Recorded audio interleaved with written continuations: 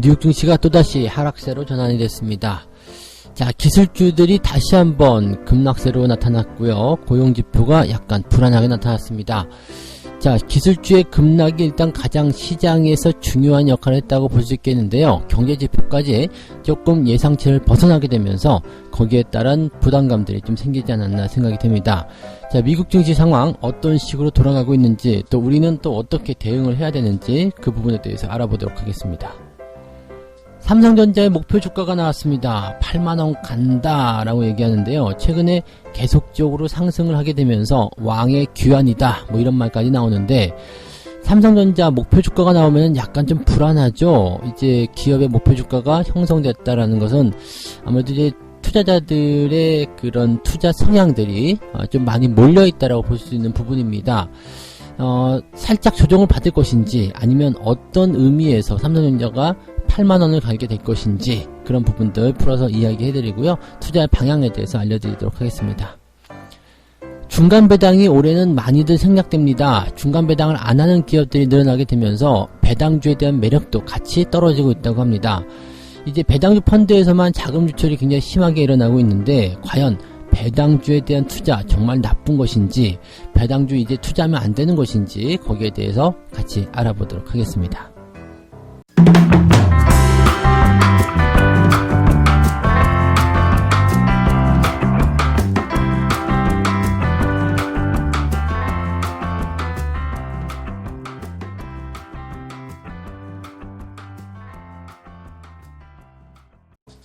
네, 반갑습니다. 오늘은 9월 11일 금요일입니다. 자, 벌써 주말장이 됐습니다. 이번 주는 워낙 변동성이 심해가지고 오르락 내리락 하는 거 따라다니다 보니까 벌써 주말이네요. 미국 시장에 대한 불안감들이 여전하기 때문에 상승과 하락을 반복하는 그런 형태의 모습이 나타나고 있는 모습이긴 한데, 자, 지금 미국 증시 같은 경우도 아직까지는 방향성을 잘 못 잡고 있는 것 같아요. 다우지수와 나스닥이 모두 상승세로 시작했다가 하락세로 마감이 됐습니다. 상승 출발, 그 이후에 하락 마감했다라는 것은 장중에 뭔가 변화가 있었다는 얘기가 되겠죠. 그래서 이런 변화들은 처음에는 이제 기술주들의 어떤 그 반등에 대한 기대감을 통해서 주가가 상승 출발했다가 기술주가 다시 반락을 하게 되니까 살짝 마이너스권으로 들어갔을 거예요. 그리고 나서 마지막에 이제 그 터트린 이유는 아무래도 이제 고용지표에 대한 부분들이 조금 부담스럽게 나타났기 때문에 그렇게 되지 않았을까. 자, 일단 시장이 가지고 있었던 재료들이 뭔가 도움을 줬다라면 큰 문제가 없었을 거예요. 그런데 그런 부분이 아니라 일단 나쁘게 형성됐었던 분위기에다가 믿고 있었던 고용지표, 즉 지지를 해주던 그런 부분들마저 주가를 하락세로 전환시켰다는 것은 변화가 좀 생겼을 수밖에 없다라는 것을 대변해주는 얘기가 되겠죠. 자, 내용들 조금 자세하게 살펴보도록 하면요. 나스닥이 일단은 1.99% 즉 2% 정도 하락세로 마무리가 됐죠. 장중에는 1.4%까지 올랐었습니다. 그래서 상승 출발 아주 분위기 좋게 만들어졌는데 다시 2% 떨어졌기 때문에 장중의 포인트를 보면은 3.4% 정도 변동을 있었다라고 보시면 되겠죠. 상당히 많은 변동이라고 좀 보시면 되겠고요. 다우지수 역시도 상승 출발했다가 내려가는 모습이었기 때문에 이런 모양새들은 그냥 전체적으로 시장이 장 후반에 좋지 않았다, 변동성이 좀 커졌다, 이렇게 보시는 것이 맞겠죠. 자, 기술주들 한번 보죠. 애플이 2.7%까지 올랐다가 3%대로 급락세를 보였고요. 테슬라는 일단 그래도 상승세로 마무리가 됐습니다. 8%대까지 급상승을 하면서 움직였다가 상승폭을 줄여서 1.4%로 마감이 되었다. 넷플릭스라든지 마이크로소프트, 페이스북, 아마존 이런 종목군들은 전부 다 2%대 하락세로 마무리가 됐습니다. 자, 기술주들이 모두 하락세를 보인 것은 아니지만 그래도 변동성이 좀 심하게 보였다. 여기에는 이제 반박할 만한 여지가 없겠죠. 그래서 또 애플이나 테슬라 이런 기업들의 어떤 상승폭이 제한됐고 또 상승이 하락으로 전환됐다라는 부분들은 아무래도 시장에 부담감을 주긴 충분했을 것이다 라고 보여지게 되겠습니다. 그럼에도 불구하고 기술업종이 올해 들어서 무려 24%나 올라왔다. 그래서 일단 지수의 상승률보다는 훨씬 더 높은 수치를 보여주고 있기 때문에 기술주들은 아직까지도 높은 수준, 즉 수익이 나고 있는 수준, 주가는 올라가 있는 수준으로 평가를 많이 받고 있습니다. 그래서 여기에 대한 그 추가 하락이라든지 변수 이런 것들이 더 나타날 수도 있다라는 것을 계속 표현하고 있기 때문에 일단 기술주들이 조정을 받는 부분들은 많이 올랐기 때문이다라는 것이 지배적이거든요. 그렇다면 아직도 올라가 있다라는 것에 대해서 이 올라간 상승 부분이 적정한 상승인지 아니면 과도한 상승인지 거기에 대한 판단에 따라 향후 포인트들이 달라질 것 같습니다. 일단 그런데요. 주가가 조정을 받기 시작하는 그런 변동성을 보이게 된다라면 일단 이 주가가 과도하게 올랐든 아니면 적당하게 올랐든 아니면 안 올랐든 관계없이 변동성에 노출이 되는 순간 주가는 일단 실망한 모양새들을 보일 수밖에 없습니다. 그래서 기술들의 이런 변동성 약간은 고점대에서 나타나는 불안감 정도로 해석을 할 수가 있을 것 같아요. 그러면 기술주들 같은 경우가 약간씩 주저앉는 형태의 모습이 나오게 된다면 투자자들 입장에서는 시장에 대한 그런 어떤 신뢰도 많이 하락할 수밖에 없겠죠. 지금 해도 괜찮을까라는 걱정들도 생길 것 같은데요. 자, 여기서 한마디 해드려야 되겠죠. 걱정의 벽을 타고 올라간다. 왜냐하면 일단 방향을 보시면은 우상향의 패턴도 계속 나오고 있습니다. 너무 빠르게 올라갔기 때문에 쉬어가는 구간은 당연히 나와야지 되는 부분이고요. 자, 이제 우리가 주목을 해야 되는 것은 기술주들이 오르긴 올랐는데 조정을 받고 있다. 자, 좋습니다. 조정을 받고 있는데 이 조정이 상승 추세 속에서 나타난 조정이냐 아니면 하락 추세로 전환되는 조정이냐를 봐야 되는 거죠. 근데 방향성은 여러분 알고 계시다시피 상승 추세 속에서 나타나는 조정입니다. 그렇다면 이런 포인트들은 당연히 나타나는 자연스러운 조정이다 라고 볼 수가 있는 거겠죠. 보통 상승 추세에서 나타나는 조정의 국면들은 추가 매수의 기회를 제공하고 있기 때문에 여러분들이 이런 포인트에서는 조정이 끝나가는 시점, 즉 그 매도가 마무리되는 시점에서는 주가가 다시 한번 반등세를 빠르게 보일 것이라 생각하시면 되겠습니다. 매수를 공격적으로 확장할 필요는 없겠습니다만 도망가야 될 이유도 전혀 없다라는 것을 말씀을 드립니다. 네. 자, 경제지표도 한번 살펴보죠. 실업수당 청구 건수가 조금 부담스러웠습니다. 일단은 88만 건 나왔습니다. 예상치가 85만 건 정도였기 때문에 이것보다는 좀 높게 나타났죠. 그 지난주하고 거의 비슷하게 나타난 것 같은데 일단 뭐 100만 건 아래쪽이기 때문에 아직은 괜찮아라고 볼 수 있겠습니다만 약간 교착 상태죠. 더 많이 줄었으면 하는 거, 그것이 시장의 바람인 것 같은데 그 정도까지는 안 나오는 것 같습니다. 또 2주 연속 실업수당 청구 건수 같은 경우도 9만 건 정도 늘어나게 되면서 1338만 건 기록을 하고 있다. 일단 업종 전반에 걸쳐서 해고, 휴직 이런 것들이 계속적으로 나타나고 있습니다. 그래서 뭐 고용 회복에 대한 부분들이 조금 꺾여 있는 것이 아니겠는가 이렇게 예상을 하고 있는 부분이죠. 뭐 아직까지는 이런 그 코로나에 대한 상황들이 완벽하게 해소가 되지 않았기 때문에 이러한 내용들은 당분간 또 지속될 수밖에 없는 그런 부담감이다라고 볼 수도 있을 것 같긴 합니다. 자, 그 다음에 생산자 물가 상승률은 예상보다 높게 나타났다고 합니다. 0.3% 올랐다 이렇게 되어 있고요. 예상치는 0.2% 상승하는 부분이었습니다. 물가가 올라가는 것은 일단 소비가 많이 늘었다는 것으로 얘기한다고 말씀드렸죠. 그래서 물가 상승률에 대한 부분들은 일단 양호하게 나타났어요. 경제지표 속에서 기대치를 높여줄 수 있는 상황이긴 한데 뭐 여전히 시장에 대한 불안감들이 이것보다는 더 크게 비중을 가지고 있기 때문에 시장을 끌어올리기에는 이거 하나로는 조금 역부족이었다라고 볼 수가 있겠죠. 네. 자, 그 다음에 미국 의회의 추가 부양안 여전히 협의가 안 되고 있다는 모습입니다. 일단 상원에서는 공화당의 3천억 달러 규모 추가 부양안에 퇴짜를 놓았다. 왜냐하면 지금 민주당 같은 경우는 2조 달러가 넘는 부분들을 얘기하고 있는데 1조 조금 넘었던 것들도 계속 퇴짜를 맞았었거든요. 그런데 지금 3천억 달러 규모로 들고 나왔다. 말이 안 되는 거. 어차피 이거는 안 될 거라고 알고 있었던 부분이긴 한데요. 그래도 좀 뭐 재미있는 그런 모습인 것 같긴 합니다. 자, 일단 공화당이 대선 전까지 어떻게 해서 이 추가 부양안을 진행시킬 것인가 여기에 관심이 집중이 되고 있는 모습이죠. 일단 어느 정도 법안을 통과시켜서 뭔가 민심을 잡아야 되는 부분인데 이 부분에서는 공화당 입장에서는 굉장히 속이 타고 있을 것이다. 특히 트럼프 행정부에서는 더 속이 타겠죠. 정권이 바뀌면 이 사람들 전부 다 실직이잖아요. 그래서 실업수당 청구 건수를 또 늘릴 수 있는 뭐 그렇게까지 돼야 되나요? 네, 아무튼 뭐 그런 상황이 되는 부분이겠죠. 그러니까 자기의 어떤 직업 직장을 지키기 위한 그런 움직임들을 계속해서 노력을 해 나갈 것이라고 생각하면 되겠습니다. 그래서 공화당이나 또는 행정부 쪽에서는 민주당에 좀 근접하는 그런 추가 부양안을 계속해서 내놓을 것으로 생각되고 있고요. 민주당은 또 이것은 기회잖아요. 신규 부양안이 나오지 않고 있다. 이것이 나 때문이라고 하더라도 정부가 그것을 못하고 있다라고 판단할 수 있는 부분이기 때문에 또 더 많이 줘라라고 얘기하는 거잖아요. 그러니까 국민들 입장에서는 지금 민주당 쪽으로 많이 기울어 갈 수 있는 그런 조건들을 만들어 가고 있다고 보시면 되겠죠. 다 정치적인 그런 부분 때문에 우리 민생들이 고초를 겪고 있는 것 같습니다. 나쁜 놈들이죠. 네, 누구라고 말 안 해요. 정치 X, 네, 이렇게 하면 안 되는데. 자, 어쨌든 정치적인 변수가 일단 시장에 대해서 부담감을 좀 주고 있다라고 생각하시면 되겠습니다. 자, 그러면 미국 증시를 한번 보죠.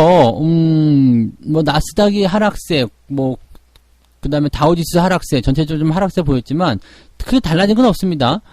실업수당 청구권서 늘었다고는 하지만, 부정적인 관점은 아니고요.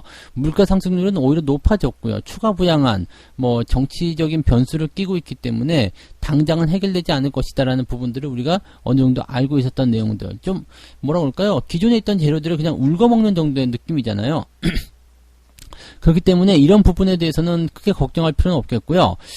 기술주들의 변동성에 대한 부분도 추세가 상승 방향을 계속 가지고 있는데 변동이 나온들 뭔 상관이 있으랴 이렇게 생각을 해주시면 좀 편안하실 거라 보여집니다. 다만 주말장이기 때문에 이런 변수들이 조금 깊숙이 들어올 수도 있을 것 같긴 합니다. 그래서 아침 시점에 좀 하락해서 출발한다라면 그 부분이 상승 쪽으로 반전을 시켜줄 것인지 아니면 다시 하락으로 전환될 것인지에 대한 부분들은 우리가 고민하면서 살펴보면서 투자에 들어가시는 것이 좋을 것 같다 생각이 듭니다. 자, 두 번째 이야기 가겠습니다. 삼성전자 이야기가 드디어 나옵니다. 왕이 오신다. 네, 왕. 네. 왕은 왕이죠. 주식시장의 가장 큰 형님 역할을 하고 있기 때문에 왕이라고 불러도 되겠죠. 자, 일단은, 59,200원. 이게 종가의 가격입니다. 삼성전자가 이제 6만원을 넘어갈 것인지, 장중에 넘어가긴 했습니다만, 안착을 할 것인지, 또 6만원 이상으로 주가가 올라가서 더 좋은 흐름들을 이어갈 수 있게 될 것인지, 여기에 대해서는 이제 관심들이 좀 모여있다고 보시면 될 것 같습니다. 삼성전자에게는 호재가 굉장히 많은 편이에요. 파운드리, 그 다음에 통신 장비에 대한 일단 수주가 있겠고, 또 미국 화웨이의 제재가 오히려 기회가 되는 모양새, 또 이번에 반도체 기업 SMIC 쪽에 또 제재가 들어간다는 얘기가 있기 때문에 여기에 대한 기대치가 높아질 것으로 생각되고 있죠. 화웨이 같은 경우는 이제 스마트폰의 점유율을 가져오게 될 것이다라는 부분, 그 다음에 그 중국의 반도체 기업 제재에 대한 부분들은 수요, 즉 삼성전자의 제품 또는 연관되어 있는 기업들의 제품 수요를 늘리는 중요한 포인트가 될 것이다. 또 하반기의 실적이 어닝 서프라이즈가 나올 것이다. 그 다음에 비교치가 되는 애플과는 퍼가 애플의 절반도 안 된다. 증권사의 목표 주가를 이제 8만원대까지 찍었다. 이런 얘기도 계속해서 나오고 있습니다. 지금 삼성전자 같은 경우 3분기 영업이익이 무려 10조 원을 돌파할 것이다 라는 생각으로 기대심리가 반영되고 있는데 일단 계속적으로 이제 그 주가가 상승할 수 있을 것이다라는 생각을 좀 해볼 수는 있을 것 같습니다. 그래서 주가의 상승이 일단은 목표 주가 8만원 또는 10만원 이런 것들 가는 것은 별 문제 안 되겠죠. 또 목표 주가 8만원이 나왔다는 것은 예전에 50대 1의 액면 분할을 생각해 봤을 때는 400만원 정도 되는 거거든요. 그러니까 그 정도까지 갈 것이다라는 부분으로 갈 수 있겠죠. 6만원 정도 돼봤자 보시면 이제 300만원 정도 다시 이제 그 가격대로 보시면 되는 거니까 조금 더 올라가면 되는 거 아니겠습니까? 그러니까 그런 정도 8만원까지 충분히 갈 수도 있다라는 생각을 좀 하고 있는 거죠. 실적이라든지 이제 앞으로 좋아지는 부분들이 하반기에 몰려 있다라는 것이 훨씬 더 긍정적으로 생각해 볼 수 있는 내용이 될 것 같고요. 최근에 8조원 규모의 5G 장비 공급 계약을 맺었었고요. 퀄컴의 보급형 5G 칩 파운드리 수주를 계속적으로 따내고 있다 이렇게 되어 있습니다. 일단 삼성전자는 여러 가지 조건들 속에서 뭔가 자기만의 어떤 그런 성장 스토리를 모색해 나가고 있는 모습이기 때문에 잘 가지 않겠는가 생각이 되고 있고요. 비슷한 기업들 또는 경쟁사들하고의 퍼를 비교를 해봤을 경우에 삼성전자는 너무 낮다는 얘기겠죠. 지금 퍼가 16배 정도인데 일단 마이크론 같은 경우는 16배 정도 비슷한 수준이지만 TSMC, 즉 파운드리 업체인 TSMC 쪽에는 23.6배, 그러면 조금 이거보다 낮겠죠. 그 다음에 애플 같은 경우는 36배 정도 되어 있기 때문에 퍼를 비교를 했을 경우에는 그 기업들과 비슷하게 갔을 경우에, 즉 경쟁사와 비슷하게 갔을 경우에 8만원 정도는 무조건 나와야 되는 것 아니겠느냐, 이런 얘기를 하는 거죠. 자, 일단은 보통 삼성전자 이렇게 IT 쪽의 퍼 같은 경우는 24배 정도씩 나타났었습니다. 평균적으로 그랬죠. 20배 후반, 그 다음에 30배 초반 이렇게 나왔었던 것 같은데, 그만큼 인기 있던 업종이 많이 시들해졌다는 이야기가 될 수도 있긴 합니다. 근데 삼성전자는 인기를 가지고 가는 기업이 아니기 때문에 성장 스토리가 나오게 될 때마다 주가를 상승시키는 효과들은 분명히 있을 겁니다. 자, 그런데 문제는 이제 지금 자리에서 더 사야 되느냐, 이 부분이죠. 주가가 이제 최근에 며칠 동안 많이 올라갔기 때문에 사실은 여기서 추격 매수, 추가 매수 이런 것들은 그다지 썩 좋지 않을 것 같아요. 기다렸다가 들어오는 자리, 또 목표 주가 나왔으니까 한 번 정도 출렁거릴 때 있을 거 아닙니까? 그래서 그 출렁거리는 위치를 이용해서 매수가 좀 들어가야 되는 거고요. 최근에 삼성전자의 그 수급 동향을 좀 살펴보니까 주가가 내려가려고 하면 자꾸 쳐 올리더라고요. 그러니까 어느 정도 시점, 너무 많이 기다리지 말아야 될 것 같다. 조정을요. 너무 많이 기다리지 말아야 되겠다. 적당한 수준에서 사야 되겠다라는 것을 우리가 좀 생각해야 될 것 같습니다. 항상 이 적당하다는 것이 굉장히 어렵긴 합니다만은 잘 지켜보시면 기회가 보일 겁니다. 그래서 삼성전자의 주가는, 삼성전자에 대한 대응 전략은 앞으로 더 좋아질 것이다라고 볼 수 있기 때문에 긍정적으로 보시는 게 일단 맞고요. 매수에 대한 타이밍은 지금보다는 조금 기다렸다가 들어가시는 것이 유리할 수가 있다. 조정을 보고 들어가자. 그런 말씀을 생각할 수가 있겠습니다. 자, 세 번째 이야기로 넘어가겠습니다.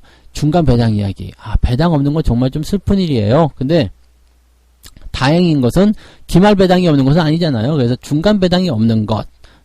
그래서 하여튼 그 중간 배당을 노리고 대응하셨던 분들 굉장히 많긴 많은데, 이 중간 배당 안 하는 것에 대해서 굉장히 좀 실망감 많이 있었을 거예요. 현대차, 모비스, S-오일, 두산, SK이노베이션 이런 기업들이 모두 여름 보너스로 불리는 중간 배당을 지급하지 못할 것 같다라고 얘기를 하고 있습니다. 또한 이제 성장률, 즉 주가의 상승률 자체도 조금 저조하다라는 부분이 있기 때문에 주가의 상승도 저조하고 배당도 안 주고 뭐하러 투자하냐 이렇게 나오실 수도 있을 것 같긴 합니다. 시장에서는 올해가 배당주 투자자에게 가장 불리한 시기라는 분석도 나온다라고 되어 있는데, 이럴 때 여러분들이 주식을 사셔야 된다는 이야기입니다. 배당주들은 미리미리 준비해야 될 것 같은 느낌 강력하게 들고 있는 상황입니다. 일단 배당에 대한 부분들을 좀 많이 줬다라는 것은 배당주들이 그 연말 시즌에서 상승세를 가져가야 될 충분한 이유라고 말씀드릴 수 있겠는데, 배당을 안 준다 또는 배당이 줄었다라는 쪽으로 가게 된다라면 실질적으로 여기에 대한 매력도가 반감이 되는 것은 당연한 얘기가 아닐까, 이렇게 판단이 되는 부분입니다. 자, 일단은 영국계 글로벌 자산 운용사에서 이야기를 분석을 한 내용을 좀 보게 되면, 2분기에 전 세계 기업들이 주주에게 배당한 배당금이 453조 원이라고 합니다. 453조 원을 중간 배당으로 다 준 거거든요. 근데 이것이 이제 전년도 동기 대비해서는 벌써 20% 정도나 감소했다, 이렇게 되어 있는 부분이어서 확실히 시장 경제가 좀 어려웠고 기업들이 실적이 많이 줄었고 그에 따라서 배당금도 줄어든다, 이런 것은 이제 연결고리가 있다라고 볼 수가 있겠네요. 자, 하지만 이제 배당주에 대한 매력 정말 끝난 것이냐라고 볼 수 있는 내용이긴 한데, 일단은 저금리 기조 계속 유지되고 있다는 것이 또 강점이 될 수 있겠죠. 금리가 낮으니까 어디다 갈 데가 없는 거죠. 그러면 배당은 일단 시세 차익하고 그리고 배당에 대한 수익률을 같이 노릴 수 있기 때문에 여기에 비하면은 너무나 좋은 투자 전략이 아닌가 생각합니다. 그래서 일단은 은행이라든지 이런 쪽에서 저금리 시대가 계속 진행되고 있는 상황이기 때문에 여기에 대한 부분들은 우리가 뭐라고 할까요? 그냥 반사이익, 상대적 매력 이런 거라고 좀 보셔도 좋지 않을까 생각이 듭니다. 과거 사례를 보게 되면 경기 침체 이후에 기업 이익이 회복되는 데는 평균 2년 정도 걸렸다. 하지만 배당 수준이 회복되는 데는 1년 정도 걸렸기 때문에 지금은 선별적인 투자 접근이 필요하다. 즉 배당을 더 잘 주는 것들, 또 빠르게 회복될 수 있다고 생각되는 것들 위주로 종목을 사들여야 된다라는 이야기를 하고 있는데, 배당주들은 일단 주가가 내려가 있다면 무조건 사는 거예요. 왜냐하면 기말 배당을 주던 기업들은 기말 배당을 무조건 줘야 되거든요. 특히 유보율이 높은 기업들은 기말 배당을 무조건 챙겨야 되는 상황이 숙명이라고 좀 보시면 되겠죠. 자, 그런데 현재 주가 상황이 낮다라는 것은 더없이 좋은 배당주 투자의 매력 기회다라고 보시면 되겠습니다. 그래서 배당주 투자 생각하고 있다라면 저는 이렇게 말씀드리고 싶어요. 평상시에 하던 것보다 조금 더 빨리 사라. 주가 오르기 전에 빨리 사시는 것이 훨씬 더 유리하실 겁니다. 라고 말씀을 드릴 수가 있겠죠. 네. 자, 그래서 오늘 이렇게 세 가지 이야기 전달을 해드렸습니다. 기술주, 고용지표가 불안함에 따라서 나스닥과 다우지수가 하락세를 보였는데, 이 정도는 일단 나와 있는 재료들이 받침을 못 해줬기 때문에 부담스럽다라고 볼 수 있겠습니다만, 크게 문제 없었고요. 기술주들이 다시 변동성을 보였다라는 것이 시장에 부담을 좀 줬을 것 같은데, 이 정도는 우리가 그냥 오케이 해도 되지 않겠나? 그렇게 생각이 좀 드는 부분이니까 그렇게 편안하게 보시면 되겠고요. 자, 그 다음에 삼성전자 목표 주가가 8만원까지 나왔는데, 이런 부분들은 일단 목표 주가가 나와서 경계를 해야 되는 부분이 있겠습니다만, 삼성전자의 하반기 성장에 대한 기대치들이 높기 때문에 충분히 가능한 수치이기도 하다. 다만 지금처럼 많이 올라가고 있는 상태 또는 많이 오른 상태에서 매수가 들어가기 조금 어렵기 때문에 조정을 기다렸다가 추가 매수나 신규 매수를 들어가시는 것이 유리하다고 말씀을 드렸습니다. 중간 배당을 실시하지 않는 기업들 때문에 지금 배당주에 대한 매력이 굉장히 줄어들었다라고 얘기가 나오고 있는데, 간략하게 말씀드리면 배당주들은 지금처럼 주가가 낮은 수준에서 더욱더 매력이 커집니다. 그러니까 이럴 때 배당주에 투자를 하고자 생각하셨던 분들은 평소보다 조금 더 일찍 매수하자, 그 말씀을 드렸습니다. 책 한 꼭지 읽고 마무리하도록 하겠습니다. 주식에 투자하거나 투기 거래를 함으로써 돈을 벌 수 있는 시기가 있다. 하지만 매일 혹은 매주 거래를 한다면 지속적으로 돈을 벌어들이기란 어렵다. 오직 무모한 사람들만이 그렇게 할 뿐이다. 따로 설명 필요 없죠? 네. 주식에 투자하게 되면 어쨌든 돈을 벌게 됩니다. 시장의 방향은 우상향이기 때문에. 그런데, 빠른 그런 투자, 빠른 대응들을 자꾸 선호하시는 그런 투자자들은 돈을 지속적으로 벌어들이기 어려울 것이다. 그리고 여기에 자꾸 노출되다 보면, 돈을 버는 것이 아니라 손실이 더욱더 커질 수도 있다는 것을 우리가 이 책을 통해서 알 수 있습니다. 자, 오늘 여기까지 해드리겠습니다. 약간의 변동성 나올 수 있겠습니다만 주의만 해주시면 큰 문제 없을 것 같고요. 아침에 9시부터 라이브가 유튜브와 88TV를 통해서 진행됩니다. 여러분들 많은 시청 바라고요. 좋아요, 구독하기도 꼭 눌러주시면 좋겠습니다. 자, 여기까지 진행하고요. 저는 라이브 방송과 장중시황에서 다시 돌아오도록 하겠습니다. 고맙습니다.